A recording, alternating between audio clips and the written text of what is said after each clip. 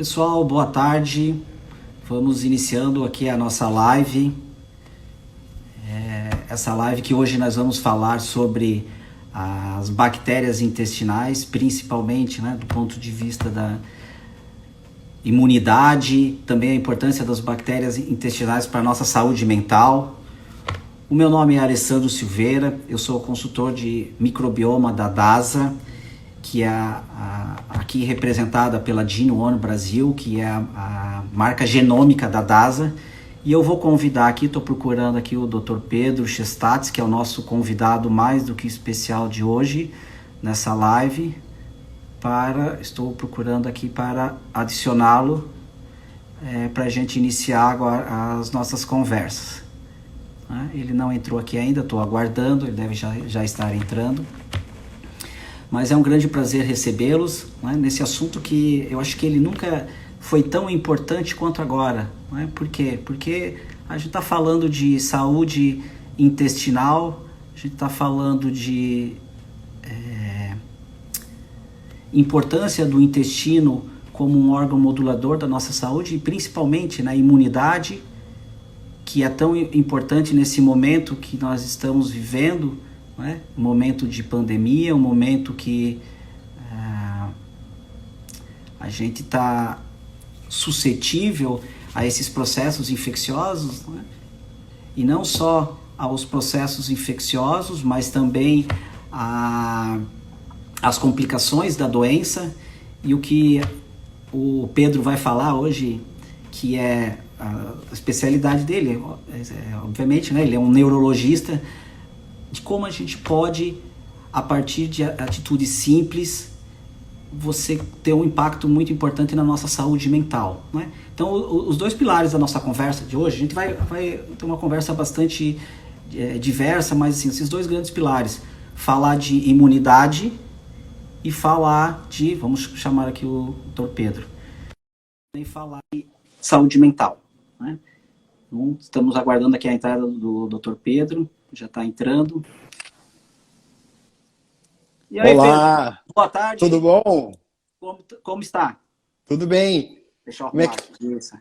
agora tá melhor, agora estou te vendo melhor, Alessandro. O Pedro, brigadão por ter aceito o nosso convite, né, em nome da GenoOne. É um prazer para nós estar recebendo você aqui. Né? O professor Pedro, ele é neurologista, ele é professor da Universidade Federal do Rio Grande do Sul e um entusiasta desse assunto, né, de falar de microbioma intestinal e o poder dessas bactérias na nossa saúde, né? Não só para fazer com que a gente tenha a ausência de doenças, mas também viva mais e melhor. Pedrão, obrigado aí pela presença. Alessandro, é uma satisfação estar aqui contigo, enfim, levantando essa bandeira que muitos outros colegas estão levantando da importância do intestino sobre a saúde global, né? Hoje nós vamos falar mais sobre imunidade, cérebro, mas de que forma o intestino e as pessoas que moram no intestino, as bactérias, conseguem nos oferecer algo que era inimaginável, de que bactérias fossem coisas boas. Não só são boas, como graças a ela que nós estamos aqui conversando, né? Eu acho que é exatamente, né? A gente vai falar bastante sobre isso nesse tempo que a gente vai estar aqui junto e mudou muito, né? A ciência, como a gente vê as bactérias, isso é uma coisa recente, né? Todas as informações, principalmente com o avanço das tecnologias genéticas, né, de sequenciamento, hoje a gente consegue entender muito bem o papel dessas bactérias intestinais.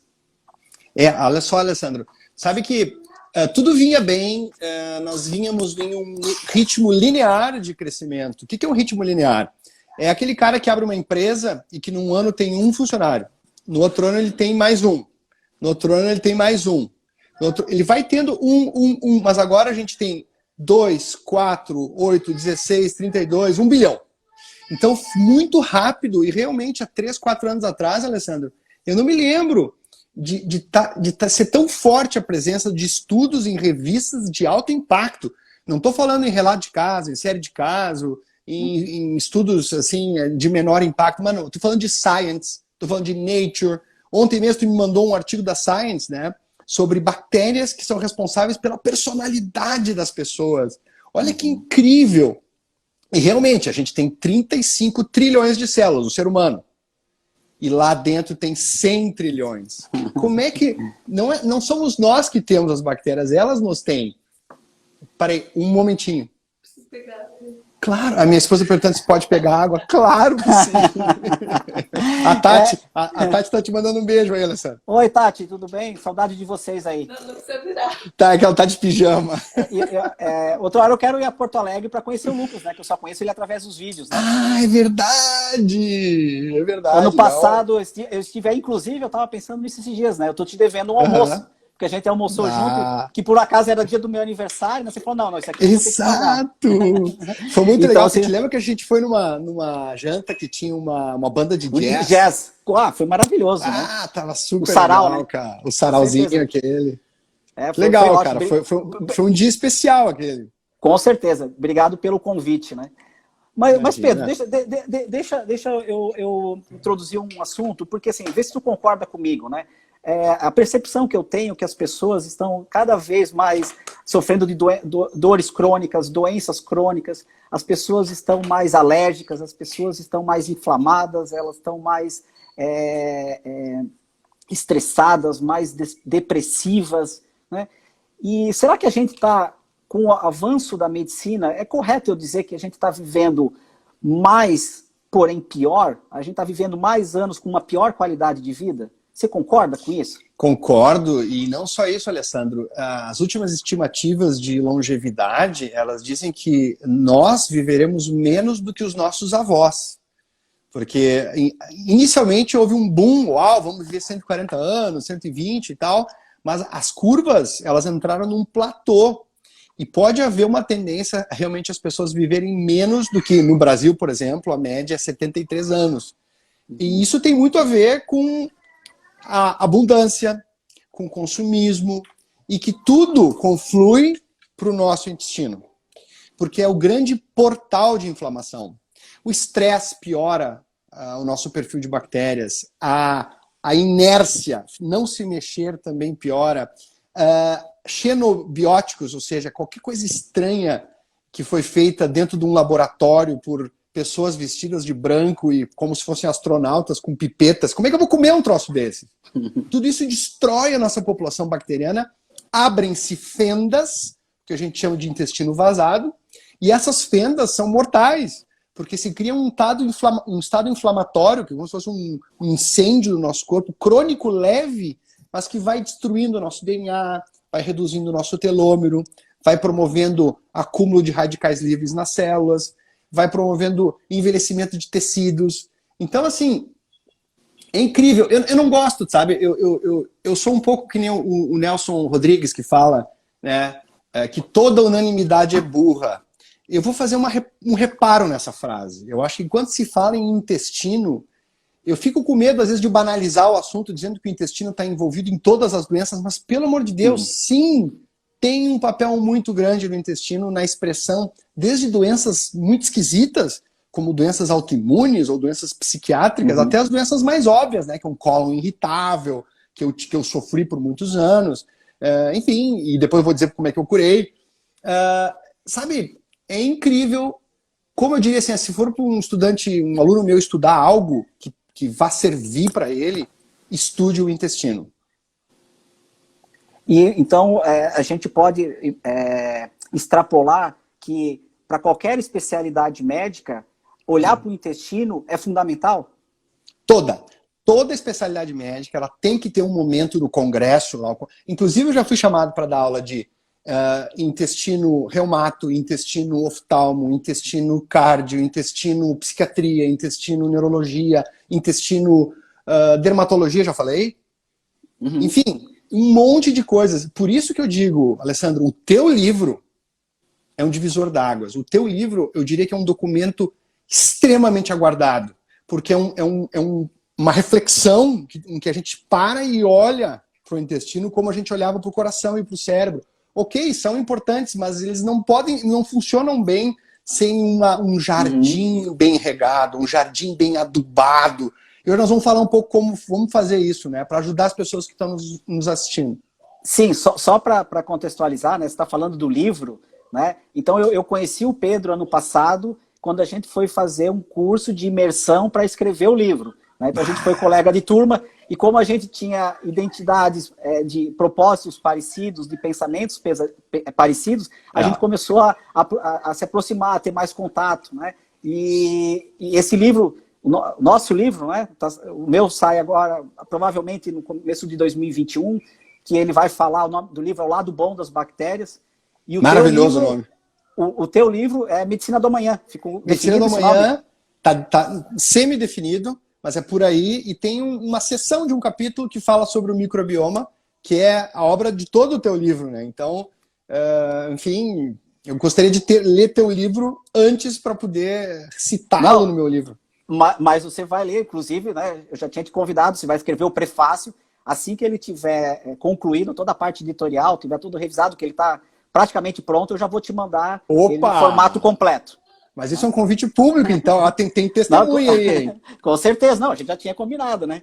Vai ser um prazer, vai ser uma honra muito grande você escrever o prefácio. Ainda bem que você aceitou, né? É uma honra. Que você não decline desse convite, né? Imagina, como é que eu vou declinar um documento absolutamente, vamos dizer assim, que pode promover uma revolução para o bem? É um livro seminal, com um olhar de acesso ao público leigo. Isso é muito importante, né, Alessandro? Acho que a nossa missão é essa, né? Sempre fazer uma ponte entre o mundo árduo da medicina e da ciência, é muito árduo, e levar isso para casa das pessoas. Isso é muito legal. A gente já conversou sobre isso, né, dessa transformação, a gente como cientista, como pesquisador, né, a gente tem formação acadêmica, mestrado, doutorado, pós-doutorado, e você partir também para levar uma informação de qualidade para aquelas pessoas que têm menos acesso à informação no sentido assim, de qualidade de informação, que é o que a gente está fazendo aqui hoje, né? Essa live é destinada ao público leigo. A gente poderia estar fazendo uma live aqui falando de termos técnicos, de nome de bactéria, de mecanismo de defesa imunológica, de mecanismo de aumento de resistência periférica à insulina, mas o objetivo não, a gente passar uma informação interessante para que as pessoas possam utilizar no seu dia a dia. Isso aí. É isso aí. E o nosso livro, tanto o teu quanto o meu, ele foi feito, de certa forma, a várias mãos. Eu, por exemplo, eu dei para um aluno meu ler. Uhum. Eu dei para o meu pai ler. Sabe, eu não quis dar para pessoas técnicas, mas sim pessoas que eu quero atingir, que é a maioria das pessoas. Porque nós, cientistas, nós comunicamos muito mal. Porque nós vivemos num mundo de fazer estudos para ser admirado, ok? Ou ser criticado pelos nossos pares. Então, os jargões, os vieses, eles são todos da ciência, só que o mundo está aí. E a gente tem que olhar muito para as pessoas que não têm o nosso background. Não, exatamente, né? Eu acho que essa é a intenção, e não é fácil, né, a gente fazer essa transição, porque a gente está acostumado com um linguajar completamente diferente, né? Então, diferente. É um desafio. É muito mais difícil, eu falo, que é mais difícil escrever, foi mais difícil escrever esse livro do que publicar escrever um texto para uma revista científica de alto impacto. Sem dúvida. Concorda comigo? Concordo, e eu acho que a imersão, em que, por sinal, recomendo a todos que queiram escrever, que façam a imersão da Editora Gente, ela, naqueles 3 ou 4 dias, não lembro se foram 3 ou 4, 3 dias. Ela batia nisso, né? A gente descer do nosso pedestal e saber comunicar, porque não basta comunicar, a gente tem que emocionar as pessoas. E porque sem emoção não tem transformação. E sem transformação, o teu produto não vale para nada. Ele vai ser posto lá na prateleira e ele vai dizer, eu tenho um livro lá sobre medicina do futuro. Pronto, ficou lá. Então, isso é que é legal, sabe? A gente sair da nossa zona de conforto e, ao mesmo tempo, nos revitalizar, porque eu fiquei muito revitalizado fazendo esse livro. Ao tentar falar a linguagem do não médico, né? Então foi um processo muito bonito, né? Em Alessandro. É gostoso, né? Com certeza. É uma viagem ao nosso interior, na nossa essência. Eu acho que isso é muito legal. Exatamente. E assim, agora, mas é um processo difícil, é trabalhoso, né? Mas agora vendo ele praticamente pronto, é bastante prazeroso, né? E já estou programando o segundo, já está aí, a ideia já está pronta, né? Outra hora Sério? Eu explico Parabéns! o que a gente está pensando, né? Nem saiu o primeiro, legal, a gente está pensando no segundo. O pessoal da editora já falou, você é louco, né, Alessandro? Você já está pensando no segundo? Eu falei assim, não, eu acho que é isso aí, né? A gente tem algumas propostas, algo para falar para as pessoas que é importante, né? E eu acho Porque que a ideia é essa. o processo de escrever, cara, é tipo que nem fazer uma aula também. Isso me acontece. Eu tenho muitas ideias quando eu estou fazendo o livro e que não cabem ali, mas que cabem para um outro projeto. Eu acredito que tenha acontecido o mesmo contigo. Exatamente. Porque ao corrigir, tipo, mas nossa, isso não está claro. Logo, isso justifica um outro livro. E assim vai, né? Essa é a vida do escritor. Exatamente. Mas, Pedro, deixa eu te perguntar uma coisa que eu acho que tem a ver com o que a gente está discutindo aqui, e tem muito a ver contigo, né? A gente falou do aumento das doenças crônicas, dores crônicas, mas a gente tem um dado que eu acho que é muito impactante, que é o aumento da prevalência do autismo. Se a gente pegasse na década de 70, a gente tem aí 1 para cada 5 mil casos de criança. Hoje já se fala, nos próximos anos, 1 para cada 29, se não me engano, esse número. Nossa! Né? Dados do CDC.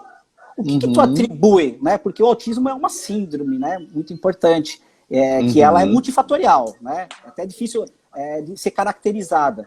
O que tu coloca como os principais fatores para o aumento da prevalência de uma doença como essa? Que tem tudo a ver com o que a gente vai discutir hoje, né?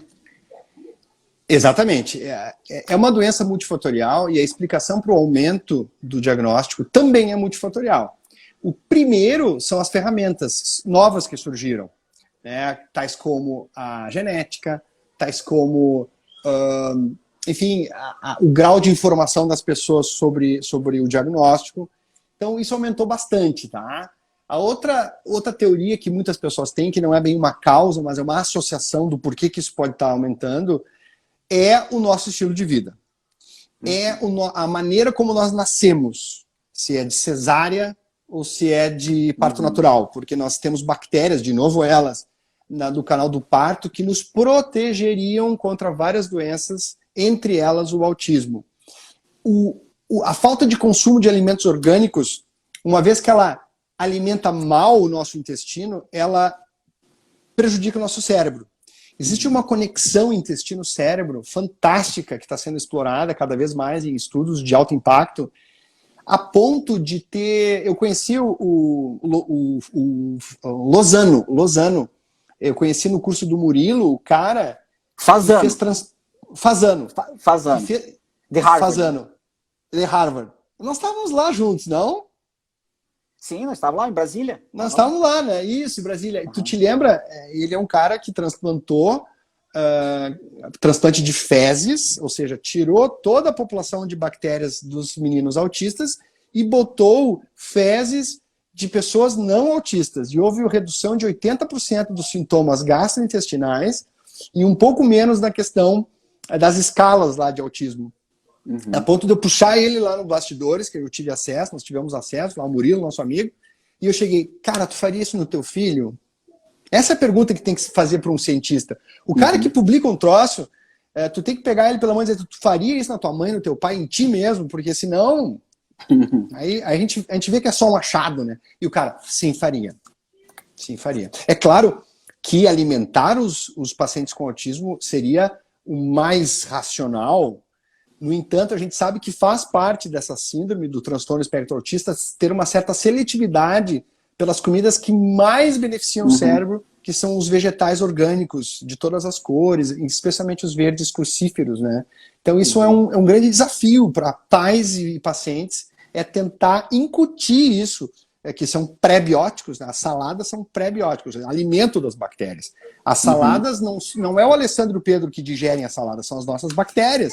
Exatamente. E ao fazê-lo, as bactérias boas ganham, ficam mais numerosas e blindam o nosso intestino. Ou seja, as paredes do nosso intestino ficam bem fechadinhas e tudo que é de ruim, de toxinas, que algumas, as mais famosas são a lactose e o glúten, mas algumas a gente ainda não conhece, elas vão fazer com que esse intestino blindado, que as porcarias que a gente come saiam todas pelo cocô e não entrem no sangue e no nosso cérebro. Logo, eu diria que respondendo a pergunta, lifestyle e cesárea, eu diria que é um grande fator. Isso é interessante, né? Porque tem dados da Organização Mundial da Saúde dizendo que a taxa de cesariana indicada seria no máximo 15%. Né? E a gente vê no Brasil índices, o Brasil é um dos países que mais faz cesariana. né? Claro que tem índices diferentes quando você fala em SUS e privado, mas no privado chega a 60%, 70% de cesarianas, né? E a grande questão, eu até coloco discuto isso lá no livro, né? Que é importante que essas gestantes possam optar por fazer o parto normal à cesárea, mas que elas sejam comunicadas, elas sejam orientadas dos benefícios do parto normal, né? E aí é uma opção Exatamente. dela. Eu acho Exatamente. que a opção é de cada um, né? Porque tem várias questões que estão envolvidas, né? Na questão do parto normal da cesariana, mas eu acho que muitas vezes ela não sabe dessa informação, né? Alternativamente, Alessandro, foi o que aconteceu com o Lucas, né? Que ele nasceu de cesárea, mas o que a gente fez? Ele nasceu porque a minha esposa teve um problema hepático, não vou entrar com jargões, mas ela precisava fazer o parto, e a gente acabou fazendo cesárea. Mas nós fizemos o que a gente chama de batismo vaginal. Então nós tivemos o cuidado de coletar as bactérias do canal do vaginal da minha esposa, e depois do parto nós passamos no rostinho dele, em todas as dobrinhas, aquela secreção que ele teria tido contato ao passar pelo canal. Então, quando alguém nasce de cesárea, ele herda as bactérias, que depois vão para o intestino do bebê, só da barriga. E é uma população bacteriana muito restrita, composta mais por estáfilo. Agora, do ambiente hospitalar também, né?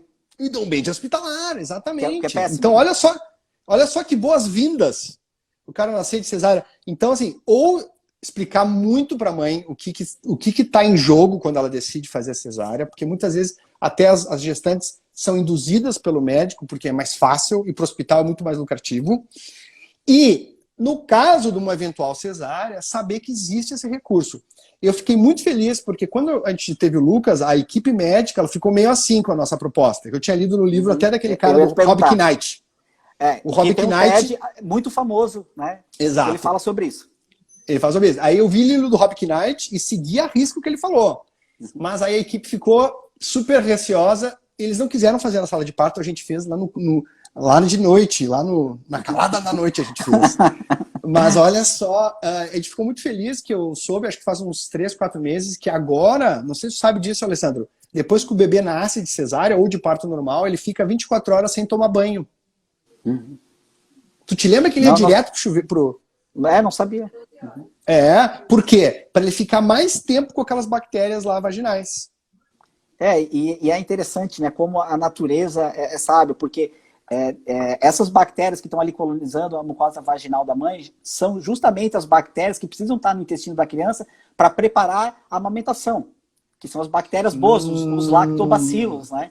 Então, é um processo natural, né? Nasce, passa pelo canal vaginal, a amamentação já tem essas bactérias que estão colonizando, né? Eu acho que isso é muito bonito e demonstra como a natureza nada é ao acaso, né? São 2 milhões de anos, né?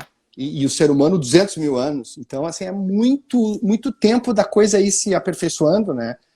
Enfim, até a gente fazer uma pergunta. Se um bebê nasce de cesárea, tá? E se ele amamentar, se a mãe der de mamar bastante, bem feitinho, ele recoloniza ou como é que é? Ajuda ou não? Ajuda, mas assim, algumas bactérias que estão na mucosa vaginal, principalmente, né, esses lactobacilos, ele não vai conseguir recuperar. Né? Entendi. E aí, claro, aí tem depois as maneiras da gente modular, que depois a gente até vai comentar algumas possibilidades, né, de você repovoar esse intestino com as bactérias boas, né? Mas sem dúvida nenhuma, boa parte dessas bactérias não vão ser repovoadas. Ele vai ter um outro perfil de bactérias. Começa a ter as bactérias, né? A gente combinou de não falar nomes para não ser muito técnico, mas tem as bifidobactérias, por exemplo, né? Que basicamente, né, os probióticos que a gente compra nas farmácias, basicamente eles são um blend, né? Uma mistura de lactobacilos e bifidobactérias, né? Isso. Eu acho que isso daí é importante a gente comentar. Agora, sim, você está falando do estilo de vida, né? E a gente está falando de hábitos alimentares, né? E a gente tocou no caso do autismo. Agora, você imagina que é muito difícil para uma pessoa adulta, porque, assim, se você chegar na fila de um fast food qualquer, né? Qualquer um desses mais famosos, você chegar e perguntar para as pessoas assim, essa sua comida aqui, ela é saudável? Eu acredito que 99% das pessoas que estão comendo lá esses sanduíches, eles sabem que não é saudável.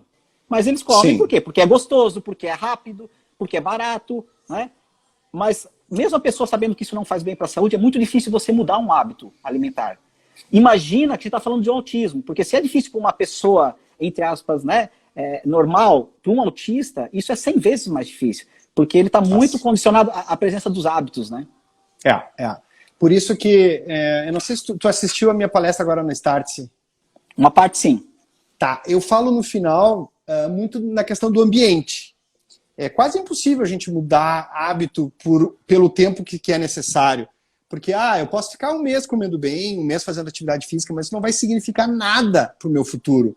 E os caras que chegam aos 100 anos com facilidade são pessoas que têm um hábito de vida que é para sempre. E esse hábito de vida, ele é ditado pelo ambiente. Então é muito importante para os pais criarem um ambiente propício para a adoção de hábitos saudáveis. Então, um exemplo clássico, né? O cara abre a geladeira, tem que ter coisas que se eu tiver a fim de comer, destruir, pelo menos eu não vou destruir, as bombas não podem estar ali.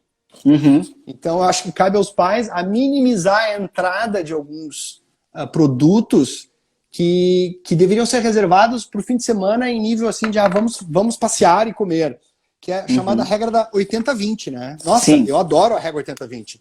20 eu como porcaria, eventualmente num contexto, uma pipoca, um chocolate, sorvete, não tem nenhum problema. Porque quando a gente trata bem o nosso microbioma, quando a gente rega o nosso jardim, essas porcarias passam reto pro meu cocô e saem fora. Elas não entram na minha circulação, elas só entram quando eu não estou tratando bem o meu intestino nessas 80% das minhas refeições. É verdade. E sabe que tem uma coisa que você... para quem não segue ainda, né, o Pedro nas redes sociais, o Dr. Pedro Neuro, sempre tem umas informações muito interessantes, né, sobre vida saudável, sobre saúde mental. E tem uma coisa que tu colocou lá na tua rede social que me impactou. Sabe aquela coisa que quando eu olhar para ti, eu sempre vou lembrar disso aí. Que você colocou um dia lá. O microbioma é o maior órgão do corpo humano. Lembra disso? Lembro. E até eu me lembro que depois tu quis buscar essa referência, né, Alessandro? Sim, eu te perguntei, né? Porque eu acho que foi muito interessante, né?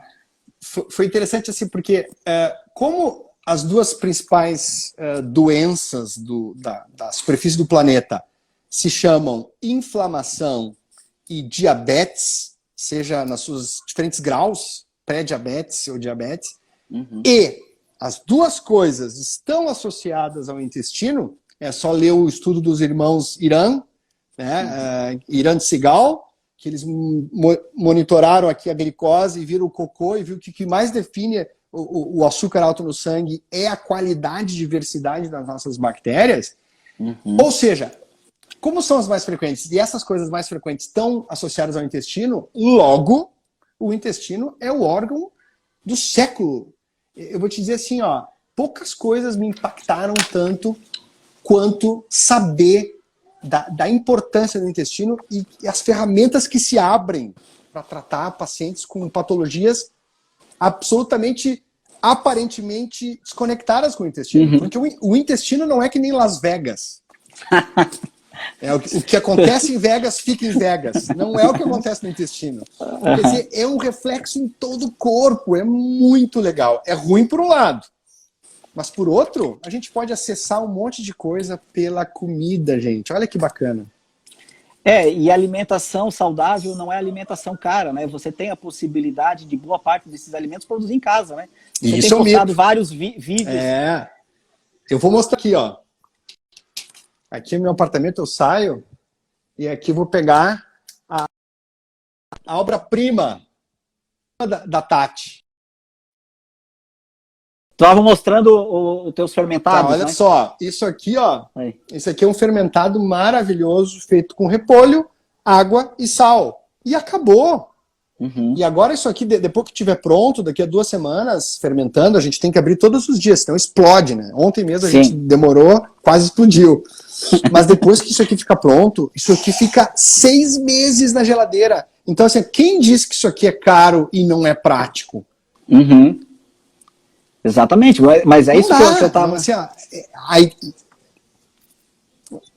Não, era exatamente isso que eu ia falar, né? Porque você tem acesso a esse tipo de alimento de forma simples, barata, você pode produzir em casa, né? Alimentação saudável. Sim, sim. E é sustentável, porque existem alguns alimentos que são chamados superfoods. Ah, por exemplo, romã. Ah, que legal. Realmente tem vários estudos com romã. Mas, cara, como é que tu vai comer romã todos os dias? Isso não é real. Uhum. Então a gente tem que facilitar a nossa vida e criar um ambiente para que a gente possa criar essas coisas. Outra coisa revolucionária que aconteceu e que beneficia muito as nossas bactérias foi um artigo publicado no dia 26 de dezembro de 2019. Tu tá me escutando, Alessandro? Tô ouvindo perfeitamente. Tá. É um estudo que saiu na revista New England Journal of Medicine, que é uma revista lá de Harvard. Sim, das mais conceituadas. As mais conceituadas. E esse é um estudo de revisão que eu fiquei assim, ó. Esse sim, Alessandro, é um estudo. Eu não sei se tu citou ele, mas tem que estar no teu livro, cara. Uhum. Que é um estudo de revisão sobre o jejum intermitente, cara. Sim. Cara, ele é um bálsamo para o nosso corpo. Você que está nos escutando, sempre que você estiver com fome, isso pode ser agora, saiba que coisas maravilhosas estão rolando no seu corpo. Entre elas, a melhora do nosso perfil microbiômico, ou seja, o nosso perfil bacteriano intestinal. E é o que eu e a Tati, a gente está fazendo há 4 meses. Cara, eu esqueço de tomar café da manhã, não estou nem aí. Além de ser barato e prático, né? Uhum. Ah, com certeza. Eu acho que é exatamente isso, porque às vezes a pessoa pensa, não, mas para fazer isso eu vou ter que comprar coisas caras, eu não tenho condições, né? E não é assim. Você tem tudo essa. Você precisa de uma feira perto da sua casa, né? Conhecer a sua feira, comprar lá os vegetais frescos e preparar em casa, né? Então você tem uma alimentação saudável, de qualidade e procedência. Exato. Olha, gente, parece difícil porque nós vivemos num mundo onde existe muita abundância e muita propaganda de pró-consumo. É difícil lutar contra isso. Eu admito. Eu, eventualmente, estou envolvido em alguma dessas arapucas. Mas, gente, olha, é só centrar um pouquinho e ir construindo um processo de mudança de mentalidade que é possível, sim. E vou te dizer uma coisa, é libertador. Porque por mais que os imperialistas da indústria alimentícia estejam mal intencionados, quem decide que vai entrar aqui sou eu. Sim, claro. Uhum. E eu acho que é importante, assim, eu sempre faço uma analogia, né, porque a gente pensando o nosso corpo como uma indústria, né, a gente tem a indústria que é o nosso corpo. A matéria-prima para você produzir um produto de qualidade é o alimento. Mas quem são as pessoas que pegam esse alimento e processam são as bactérias. Porque você precisa do alimento para nutrir as bactérias boas. A partir do momento que você tem uma alimentação ruim, essas bactérias boas começam a desaparecer. E aí vai ficar só aquelas bactérias ruins. E aí você vai ficar mais inflamado, você vai ter mais alergia, você vai ficar mais irritado, né? Mais estressado, mais ansioso. Né? Então, assim, às vezes a gente fala, o pessoal pensa, pô, mas você é louco, né? Falando essas coisas. Não, isso tudo que a gente está falando, né? Tem tantos artigos demonstrando essas reações, até mesmo através de reações bioquímicas. O que acontece no nosso organismo quando o alimento chega lá e a bactéria metaboliza? Então, que nem você falou, você come um vegetal, se você não tem a bactéria ali, esse vegetal vai embora, você não vai digerir, né? Que são os prebióticos, né? Os prebióticos são os alimentos para as bactérias boas, que são os probióticos. São os probióticos que são as bactérias que nascem nos fermentados. Exatamente. Até eu estou vendo aqui, entenderem. Aqui as perguntas. Tem uma pergunta muito interessante que por um acaso, né? Quem fez foi a minha mãe. Então um beijão para ela, né? Ela está dizendo assim: a gente está falando de bactéria e está falando de alimento, né? O que você pode falar do Yakult, né? O iogurte com as bactérias, com os lactobacilos, com as bactérias vivas, né? Como é que você vê esse tipo de alimento? Que pode ser o Yakult, o Activia, qualquer produto com essa característica. A intenção de ambos os produtos é muito boa. É povoar nosso intestino com bactérias. No entanto, no processo de industrialização desses pequenos potezinhos, vai muito conservante, aromatizante, flavorizante, e as bactérias ficam atordoadas. E aí tu tem um efeito paradoxal, que embora existam algumas coisas de bactérias ali, o açúcar que está ali para ser um conservante, ele é um inimigo do microbioma. Uhum. É o inimigo do microbioma. Por isso que é uma das restrições que eu tenho com kombucha. Porque ele é um fermentado interessante, mas tu usa muito açúcar para fazê-lo.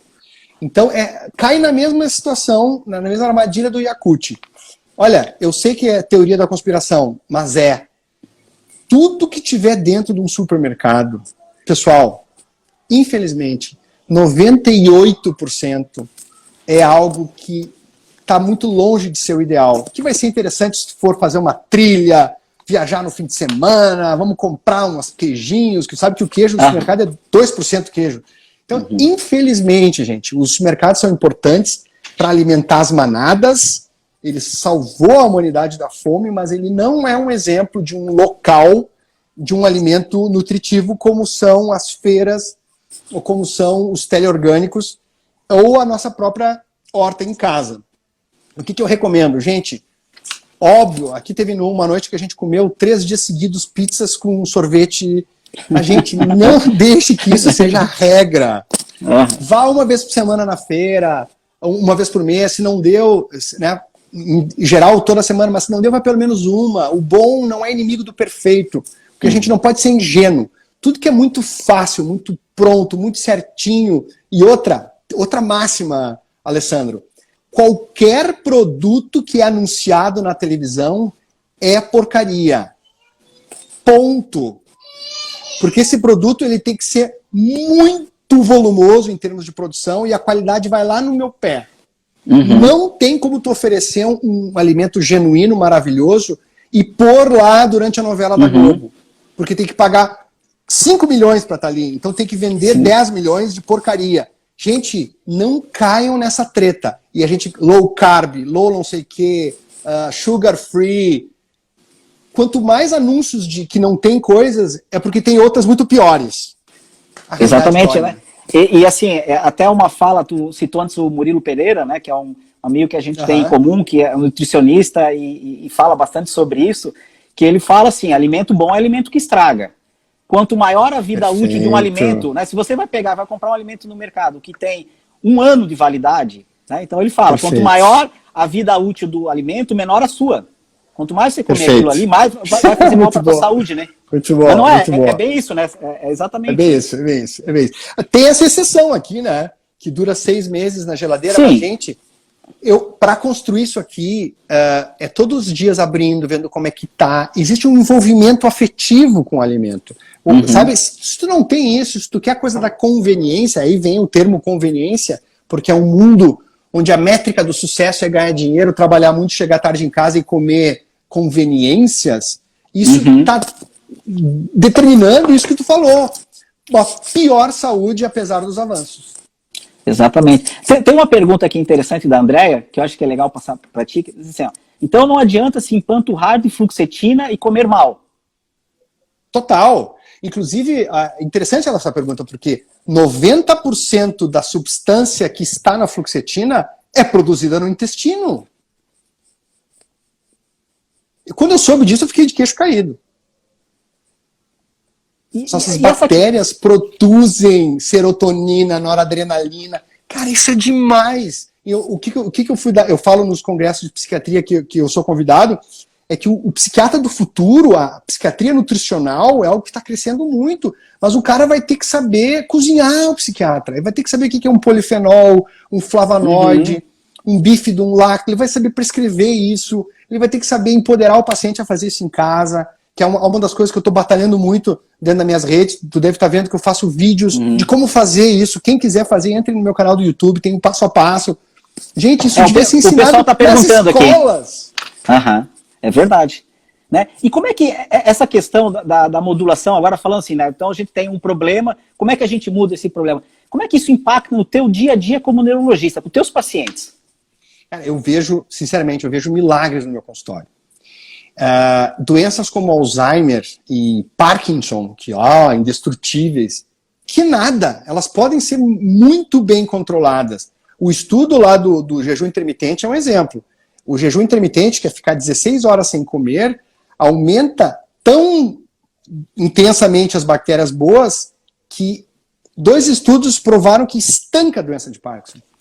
Estanca Alzheimer. Melhora asma, artrite reumatoide, melhora até doenças autoimunes. Doenças autoimunes, tá? Porque o nosso intestino é um dos órgãos imunes mais importantes que nós temos, muito mais do que nossas ínguas, pobres ínguas. Não se comparam com a vastidão do intestino em termos de produção de citoquinas e blindagem de toxinas, que são as toxinas que põem fogo no nosso sistema de defesa e que nos atacam a nós mesmos. São essas toxinas que desestabilizam o nosso exército. Então elas têm que sair pelo cocô e não entrar no sangue. E para não entrar no sangue, eu tenho que ter bactérias boas que fazem esse papel de guardiãs, no feminino, guardiãs da parede intestinal com a nossa circulação. Elas formam uma barreira física mesmo, barreira. Né, que impede a entrada, né? Porque assim, a distância do que está no nosso intestino até a nossa corrente sanguínea é um grupo de células, enterócitos. Né? Sim, e aí o que acontece? Micrômetros. E quando você tem uma alimentação que é desregulada, você faz o que a gente chama de intestino vazado, como se tivesse vários buracos que essas substâncias vão passando direto para a corrente sanguínea. E aí a gente tem as doenças crônicas. E muitas vezes também, né, isso já tem estudos demonstrando, associado com aumento de peso. Sim, tem um estudo bem interessante que saiu numa revista americana de microbiologia, que ele mostra um gráfico com todos os estados americanos, né, dos Estados Unidos, e ele coloca assim, de um lado, o consumo de antibiótico. Quanto consumo de antibiótico naquele estado. E num outro gráfico, eles colocam assim, o grau de obesidade segundo cada estado. E quando eles comparam esses dois, ele dá uma relação linear. Ou seja, daqueles estados que têm o maior consumo de antibiótico, são as pessoas que têm maior grau de obesidade. Isso é uma relação linear. Né? Por isso que tem alguns livros que falam que a humanidade ela vive uma epidemia de obesidade que começou há 80 anos atrás. O que aconteceu 80 anos atrás? Penicilina. Antibiótico. Que veio, sem dúvida, os antibióticos são importantes, ninguém discute isso. Né? Não estou dizendo que você não usa mais antibiótico. O que a gente questiona é usar quando não precisa. E aí tem todo esse. Você só tem os efeitos ruins, né? Isso é muito interessante. Pacientes que tratam Helicobacter pylori para gastrite e úlcera, também uma boa parte desses pacientes engordam depois. Então, eles têm que ser avisados disso. E é muito interessante que a própria palavra, né, Alessandro? Antibiótico. Antivida. Exatamente. Probiótico, a favor da vida. Quer dizer, a mensagem já vem na etimologia da palavra.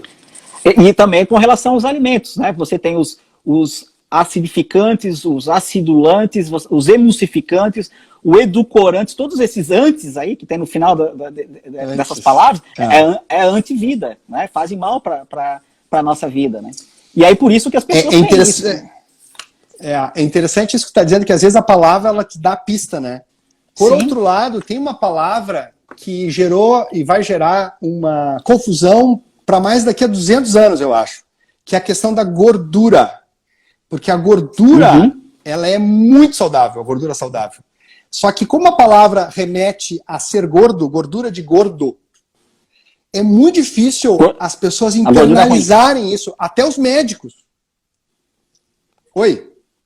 A gordura ruim. Escutou? Né? Sim, estou escutando. Isso, a gordura trans. Então o que acontece? As pessoas evitam gorduras boas, inclusive, porque entra tudo ali, né? Eu não como manteiga, eu não como ovo, porque vai aumentar meu colesterol. Aí vem lá no meu consultório com estado pré-demência, ou depressão, ansiedade. Aí nós aumentamos as gorduras boas, eles emagrecem, primeira coisa, porque é super anti-inflamatória, a gordura boa, o ômega 3, por exemplo, o avocado, o abacate, o ovo, as castanhas, a pepita de gergelim, a pepita de girassol, a semente de abóbora, a banana, os pães fermentados, os próprios probióticos, aqui também tem um pouquinho de gordura. E aí o que acontece? As pessoas não sabem nem, quando pergunta assim, tu sabe, me dá um exemplo de gorduras boas, as pessoas têm dificuldade. Então é uma questão de tempo para as pessoas abstraírem isso, porque contra essa percepção vem toda uma indústria de consumo que nos invade, que nos faz uma espécie de lavagem cerebral. E a gente tem as nossas crenças, né? São as nossas crenças desde quando nós somos pequenos. Gordura é ruim. Tudo que é gordura é ruim, não pode comer. Né? E a gente sabe que tem as gorduras... Por exemplo, né, qual é o percentual de gordura do nosso cérebro? 90%. O nosso cérebro... Pois é, a maior parte do nosso cérebro é gordura. Se você tem a constituição dele de gordura, se você não tem a matéria-prima boa, né, gordura, você está falando de gordura boa, como é que ele vai funcionar adequadamente? Exato. Eu já tive que suspender muitas vezes remédios para anticolesterol, né, que são as estatinas. Várias vezes suspendi e os meus pacientes saíram lá do corredor do Alzheimer. Várias vezes. Pelo menos uma por mês. Então a gente tem que ter muito cuidado com a fonte da informação. Exatamente. Eu acho que isso daí é importante. Muitas pessoas estão perguntando sobre a fonte do estudo de jejum intermitente. A gente pode mandar depois, né? Pede para... ou no meu Instagram, do Pedro, entra lá e pede que a gente manda o artigo. Né? Eu tenho também ele tá no meu Instagram, ele tá, eu acho que no final do ano passado, e o título é Jejum Intermitente para Doenças Cerebrais, ou Jejum Intermitente para o Cérebro. E ali não só está o artigo, mas o passo a passo de como tu implementar, porque tem que ser pouco a pouco, né? Tem que começar com 12 horas, 14 horas, até chegar a 16. O benefício mesmo é 16 horas. Pedro, tá entrando? Pedro. Nossa, deu uma pane total aí. Eu acho que as bactérias. O horário, né? Às vezes, não sei o que está acontecendo, mas... Sim. Tá. Mas assim, o que eu estava te falando, né? Eu não sei como é que tá, se tu tem tempo ainda, porque a gente vai... Agora a gente começou de novo, zerou o tempo, né? Eu só posso até as 18, cara, mas a gente tem 9 minutos aí. Vamos concluir. Tá, beleza. O que eu queria falar contigo também sobre a imunidade, né? Porque era os dois pilares que a gente estava pensando em conversar aqui, porque assim, por causa dessa questão do coronavírus, né? Com certeza. E o sistema, e o intestino tem tudo a ver com a modulação da nossa imunidade, né? Essas bactérias são importantes agentes moduladores da nossa imunidade, e 80% do nosso sistema imune está concentrado no intestino, né? Até porque você está sempre agredindo o teu sistema imune, você está sempre comendo coisa, tomando coisa, e nada do que você come é estéril, tem bactérias boas e ruins ali. Então, essas bactérias intestinais, elas vão competir, elas vão brigar com as outras. É como se fosse um exército, né? Eu acho que essa analogia do exército é perfeita. Né? E a partir do momento que você... Não, fala. Pode falar. Não, pode falar. Não, é isso aí mesmo. Não é só enfraquecer o exército, é fazer com que ele se volte contra ti. É pior ainda. Então, no momento... Essa é a grande questão, né? Principalmente então, agora, porque... A gente precisa de um exército que esteja focado em invasores, e não focado nas nossas próprias células, né, que acontece nas doenças autoimunes. Então, tu teres um intestino bem adubado, regar eles com muita diversidade. Sabe que o nosso intestino odeia tédio. Ele gosta de diversidade. Por isso que eu sou fã da salada. Porque a salada, por mais que tu te esforce, ela sempre vai ser diferente. Ela é que nem uma música de blues. Nunca é igual. Sabe? Hoje eu tô inspirado em analogias. É verdade. Não, e assim, o que acontece, né? Tu falou muito bem, o teu sistema imune pode se voltar contra ti. E quando a gente fala do Covid, é exatamente isso, né? Porque é interessante o que acontece. Num primeiro momento, o teu sistema imune, ele te defende contra o vírus, para você não ter doença grave, né? Às vezes até você ter a doença e ser assintomático. Mas no segundo momento, quando você tem a infecção pulmonar, quem vai acabar contigo é o teu sistema imune. É toda aquela resposta inflamatória, tempestade inflamatória, que eles chamam de tempestade de citocinas, que vai levar ao edema pulmonar, que vai dar a coagulação intravascular disseminada, e que, na verdade, quem vai matar a pessoa não é o vírus, é a resposta imune do nosso organismo à presença do vírus.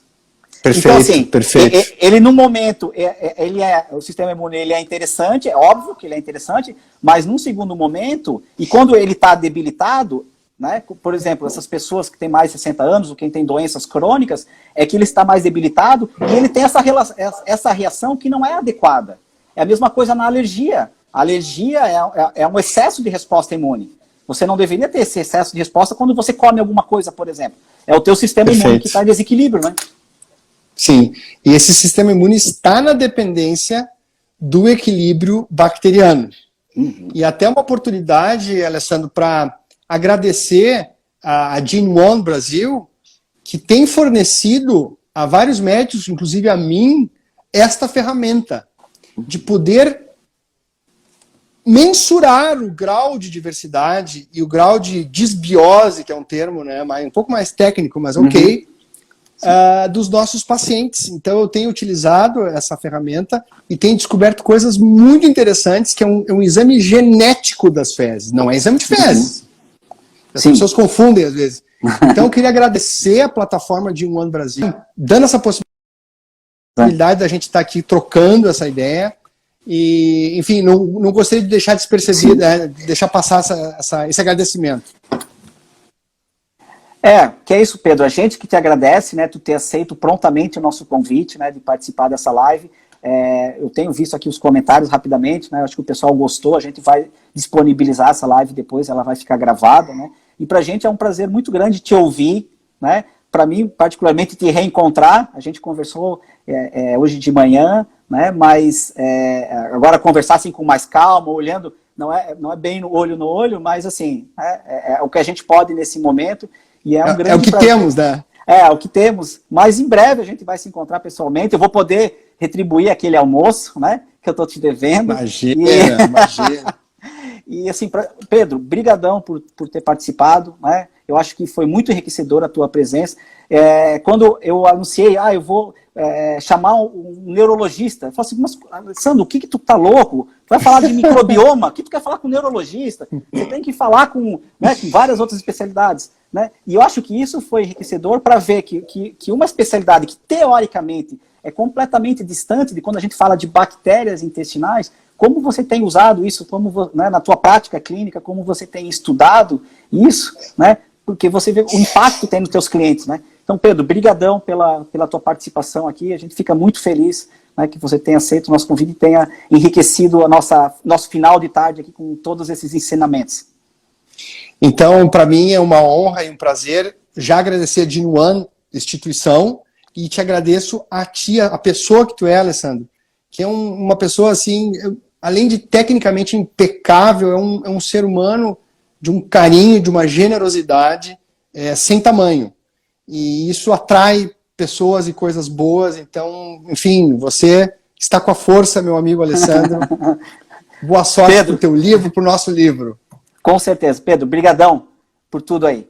Um grande abraço. Pessoal, agradecemos todos também que participaram. A gente está fechando agora às 6 horas, né?